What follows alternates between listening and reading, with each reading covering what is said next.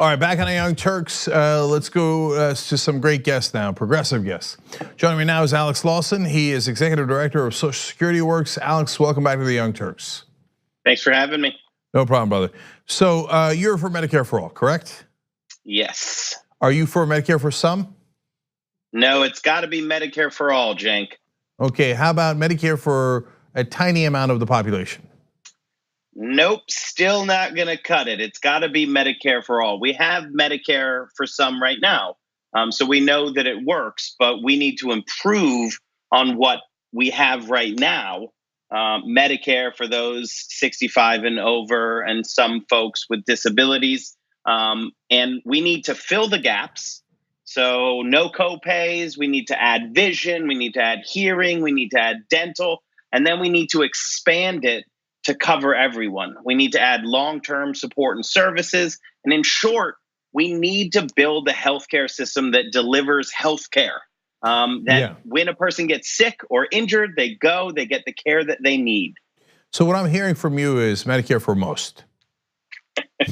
Still not quite there. It's got to be for all, Cenk. Okay. And literally, it has to be. It won't work otherwise. If we leave some people out, that means that we're leaving the rot in the system. We're leaving part of the corrupt system that currently exists to continue to exist. And what we've seen with Medicare Advantage and what we see it time and time again is that the Wall Street-backed corporate insurance pharmaceutical industry will take that beachhead and they will just conquer the whole thing again. So we have to get to improved Medicare for literally all.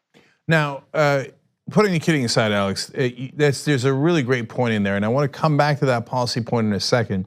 But the reason that I started out that way is because a lot of the candidates are now saying Medicare for some, Medicare for most, Medicare buy-in, and they seem to be equivocating. So in the mainstream media, they're a funny lot, right? They just go, oh yeah, well that's all Medicare for all. No, wait, if you're a journalist, wouldn't you want to suss out the difference? That would be really important, right? And elucidate for your readers or for your viewers what the differences are. So I want to be clear. Who are the candidates that you think right now are definitely in for Medicare for all, and who are the ones who are definitely against, and who are the ones in the middle? Now, look, you don't have to list all of them, but give us a sense of the major players. Well, I think clearly you define Medicare for all as Pramila Jayapal's bill in the House and Bernie Sanders' bill in the Senate. That is Medicare for all. There are no other bills that are Medicare for all. So if you take the co-sponsors that are on Bernie's Medicare for all bill in the Senate, and I understand some people might quibble about some of this, but that is an actual high bar. Getting on a bill as an original co-sponsor. Then you have Bernie Sanders, Elizabeth Warren, Senator Harris, and Senator Booker, all on the, and Senator Gillibrand, all on that bill. So that's a pretty good start. And then you do have others who have said, they support it. And there's a lot of people running, so I'm kind of going to stick to the top tier. But Mayor Pete, for example, I'd like to hear more from him on his vision of this because he hasn't been in the federal arena as much. But then you have people, you have Beto O'Rourke, who said he was for Medicare for all, and then made it really clear he is no longer for Medicare for all. He supports a different policy that is built upon a public option, a buy-in, that is confusingly called, on purpose, Medicare for America. And you have Joe Biden, who it's really unclear where he's going to be, but he's not at Medicare for all, and Senator Klobuchar is not at Medicare for all either. So in terms of Beto O'Rourke, he's the one that seems to have switched his position the most, because I don't ever remember Biden saying that he was for Medicare for all. So, and that's fine. There's voters who are gonna, buy into the mainstream media narrative that it's too hard to get there, even though 70% of the country agrees with it, et cetera, et cetera. Or maybe some that don't want it. Okay, so then Biden might be your candidate, Klobuchar might be your candidate. But Beto said he was for Medicare for all and then switched. And just, as he announced, he said, I'm for single payer, but I'm not for getting to single payer through single payer. What? What does that mean? That doesn't mean anything, except for the fact that you are clearly not for single payer right now. So I don't know if this is relevant, but what do you think happened to him? It's really unclear because, and it's extraordinarily disappointing. I mean, like extraordinarily disappointing because we have the momentum, we have the policy. Pramila Jayapal's bill in the House is the best healthcare policy I've ever seen. Not the best healthcare policy that's the corporate media says is possible or that is poll tested or even in this country. It's that we went into this process and said, how do we build a system that works? How do we build an American system that provides health care to everyone in this country? If you get sick, if you get hurt, you get the care that you need. We have this bill. We have over 100 sponsors on this bill. The Senate bill is coming out. You're seeing poll after poll after poll showing that the people are with us. So who was he listening to that told him to turn a different direction? Right? Who is the voice that says, oh yeah, it looks like we're making tremendous progress building a system for everyone. Why don't we just go the other way? I can't answer because I don't know who had those conversations, but I've seen this before. It's every single time. It's aim lower because it's more politically palatable. We saw this with the ACA. Right, where they actually excluded single payer folks from the table because they said, oh, but if we go after that now, they're going to spend the next 8 years demonizing it as a government takeover and run election after election after election on repealing it. And we'll avoid that by going after the public option, which they didn't even get. We didn't even get in the end.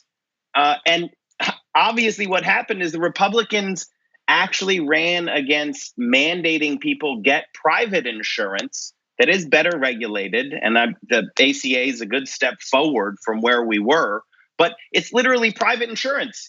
And they still attacked it as a government takeover. So this pre-conceding, this negotiating with ourselves is it's infuriating.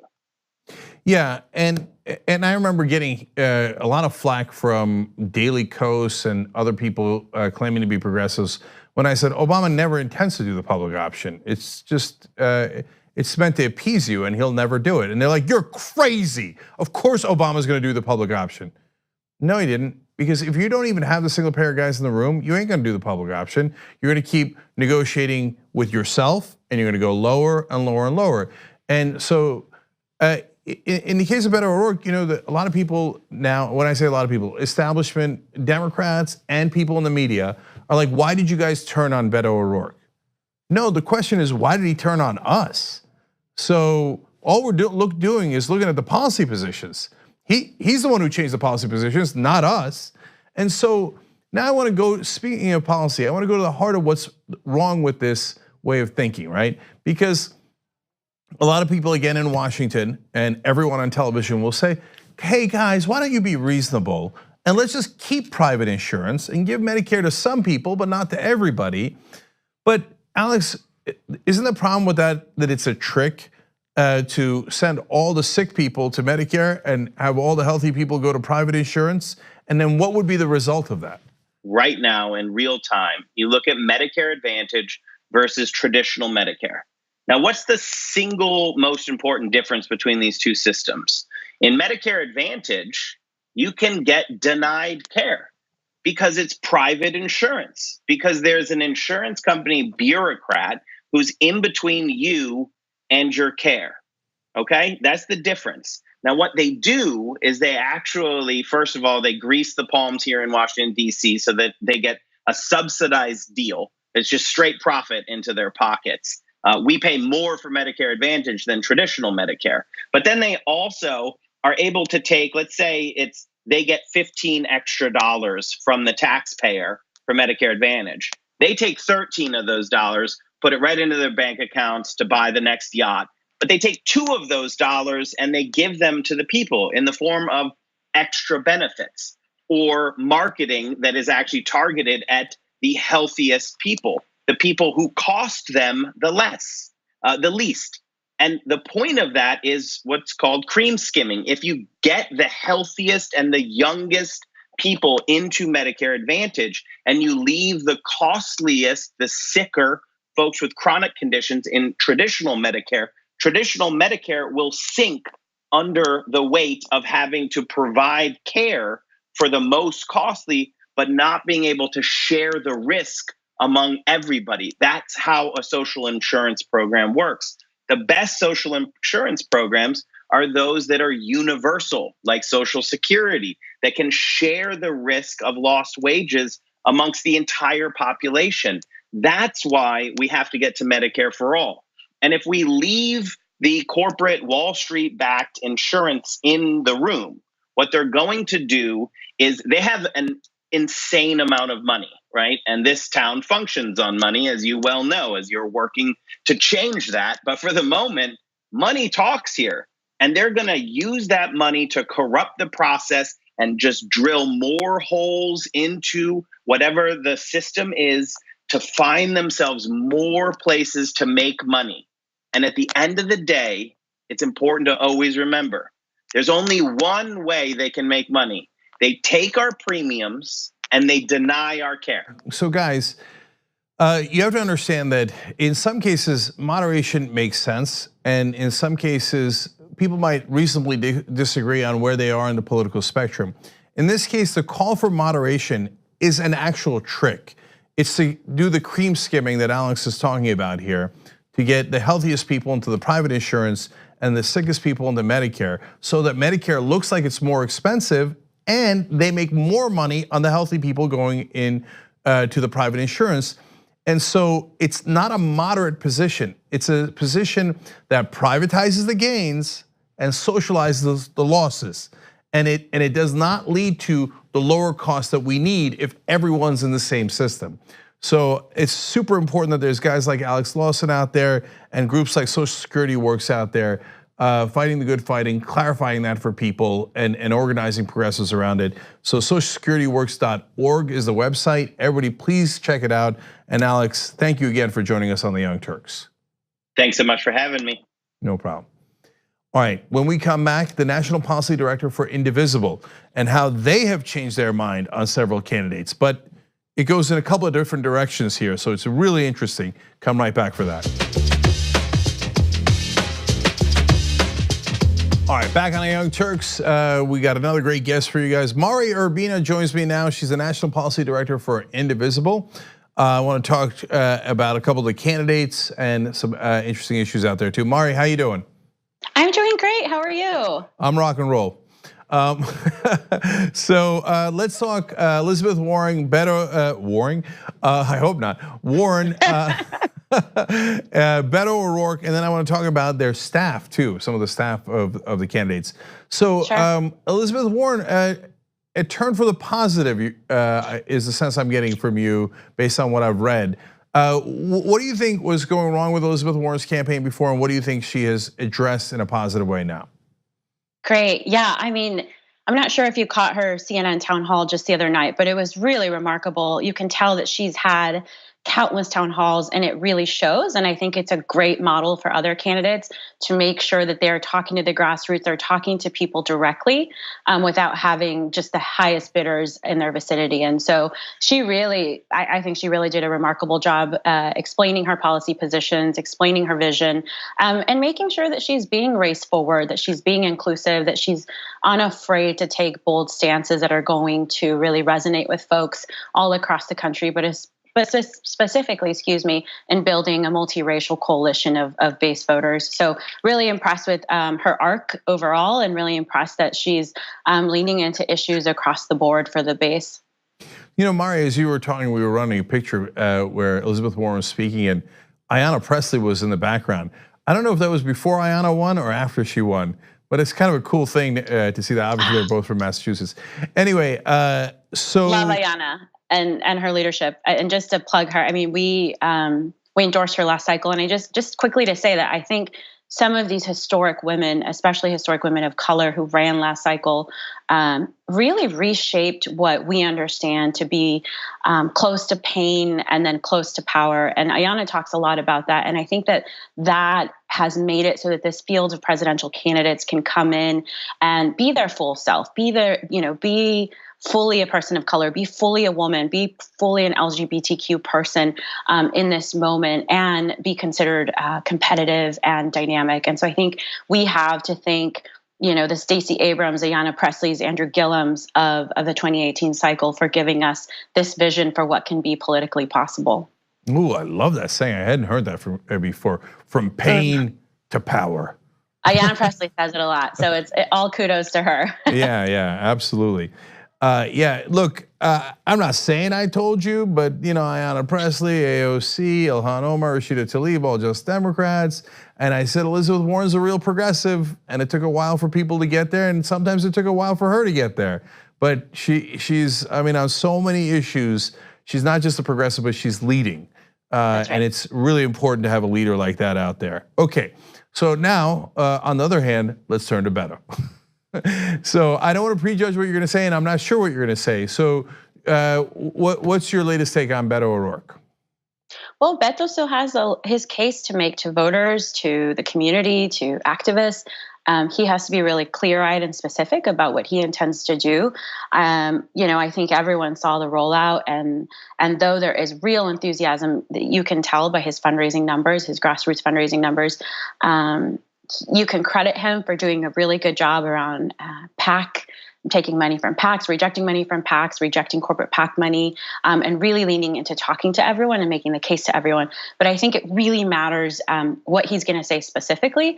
I think that one thing, folks credit him for being able to talk about immigration squarely. And I think it's great that he's not afraid to talk about immigration the way that many Democrats have been in the past. But I also think Julian Castro can, the press and activists and folks who are following this race closely already should also be lifting up the ways that other candidates who might not have, the privilege or the bias to be deemed viable just by, walking out of their house, that they also be considered and measured with the same level of excitement and scrutiny. So are there policy positions he has that concern you? Well, I think that as he articulates them, we'll want to hear what he has to say. I think when you look at his record in the Congress and you look at how he ran, there's a lot of excitement there, and there's a lot that he can draw on uniting people from, and that's a good thing. And again, I think that the case that he makes around just talking to folks everywhere and speaking to sort of, what draws us together and speaking to immigration issues, I think is really exciting. Beyond that, though, I think he still has a lot to be specific about. And I think, your viewers and our movement and grassroots movements across the country should be really eager to hear from him.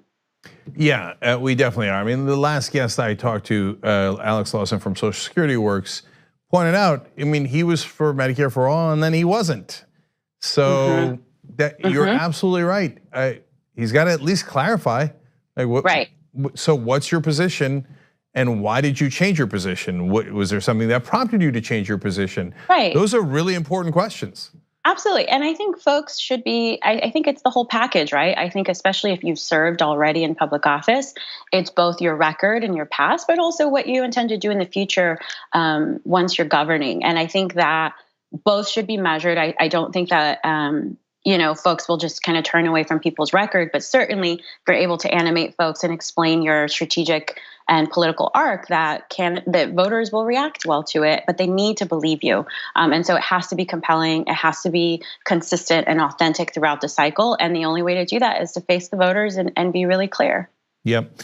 All right, so let's go on to their staffers, because that doesn't get a lot of attention. Today, it was finally in the news a little bit based on the staffers that Bernie Sanders announced, and we covered it, and other outlets did too. But I want to get your sense holistically of the whole field. What's your sense of how they're doing in hiring staffers? Well, it's certainly historic, I think, across the field, right? When you look at the number of staffers of color, of women of color, of other people across lines of difference in identity, you're seeing a real representation that's exciting. But it cannot just stop there, right? I think we've all had really important conversations about tokenism and visibility that I'm so happy we're finally having them, that we're having them out loud, and that we're centering. Again, like we can go back to that Ayanna Pressley quote, which is those closest, those in proximity to pain should be those in proximity to power. And if we're really committed to having fuller strategies, and we're really committed to having campaigns that not just reflect our communities, but that are disrupting power, so that we are sharing power, so that our government and our democracy eventually looks like its people, then we have to be really ready to not just say congratulations for having such a diverse senior leadership staff, but how are you creating real positions of power and leadership and budget and authority making as staff is unveiled. And I think so far what we're seeing is all very exciting, and I'm really happy to look around at the field of staff. I think it makes a tremendous difference when people can come in, not just along lines of racial or ethnic or gender difference, but also folks who are coming in from the movement, who are not just like sort of your longtime campaigners who have been picked time and time again. And I think that's an exciting shift. I think Maya Rupert, the head of Castro's campaign, is a really exciting manager who comes from the movement, who is a Black woman, who is new into this campaign space. And I think pushing him in ways that have so far been really dynamic and really authentic, and gives some dimension to these candidates too. When you have staff who are unafraid to push you and to ask the most from you, and you have staff who can do that in a race forward way with several levels of dimension, your strategy is going to be fuller, and voters are going to react to that.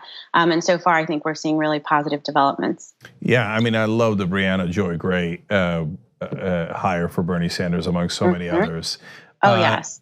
Yeah, and look, finally, Klobuchar gets to yell at minority staffers just like she did for white staffers. So in that case, it's from pain to pain. I'm just playing. I'm playing. You're funny. Okay. I don't know if that's a fair criticism of Klobuchar, but it was an easy joke. Okay. Well, I think that another welcome topic, I think, this cycle is that any space that is unsafe for anyone, whether it be along lines of discrimination, harassment, gender, race and class, right? Like, we have to be committed to creating safe spaces for people to work from and thrive. And so I think that it's really important that we're talking about campaign staff that are not just diverse, but that they're safe to organize, that they feel really rooted in their power, and that they can thrive, and that they don't have to be concerned with sort of the politics of past, which is just be loyal, don't say anything, and just kind of suffer through it. And so I think, I know you're joking, but I think it's a really good thing that we're having discussions about what a safe and thriving workplace looks like for everyone. So Mari, that's actually a great point, because it's not the yelling so much as it is this a cooperative place? Is this a place where we're all learning together? And I'm getting feedback from my staff, especially if I've hired a diverse staff, if I'm not listening to them, it doesn't do me much good, right? And so I think in that sense, it is a real issue for Senator Klobuchar's. All right, time for just one last thing. I know that some of the candidates are now talking about reparations, et cetera. I wanted to introduce the idea of baby bonds to some people that haven't heard of it. Can you just quickly, Mari, tell us what that is? Yeah, great. And so I have to actually distinguish myself a little from my colleague, Angel Padilla, who is our policy director. I'm our political director. So I'm going to give you the top line, but the top line is that Senator Booker has introduced an answer to the growing racial wealth gap, and that is that kids of color specifically are growing into continued cycles of poverty because of the systems we've created, because of the policies we've passed, because of the real ways that we've excluded largely the descendants of slaves, but all Black people and people of color in this country in a way that has had devastating effects and continues to maintain wealth closely tied to whiteness. And so I think it is important that as we talk about real economic reforms, and that you're seeing this whole field come out with great ideas, and not just sort of like the CTC here and the EITC there. You're seeing folks engage with a new framework, and that's a good thing. And I think that's where the baby bonds comes in.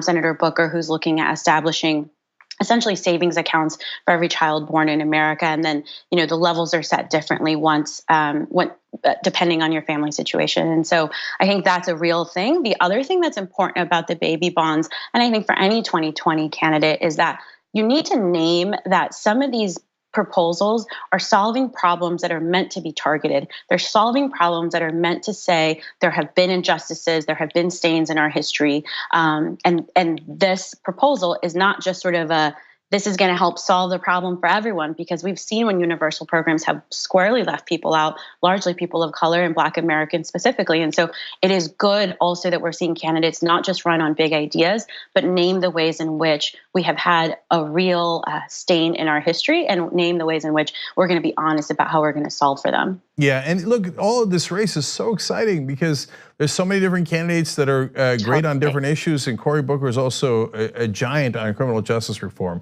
Oh, absolutely. Yeah. So, all right, Mario Urbina with Indivisible, thank you so much for joining us. Really appreciate it. Blessed. Thank you. Thank you. All right, guys, we got a great post game coming up for our members. That's the last half hour of the Young Turks, of course. tyt.com/join if you'd like to join. If you want to join this or give a gift of membership to someone, we are doing it in a fun way for my birthday tomorrow. We're doing tyt.com/birthday, so you can check that out. Anna and I will be right back for the post game.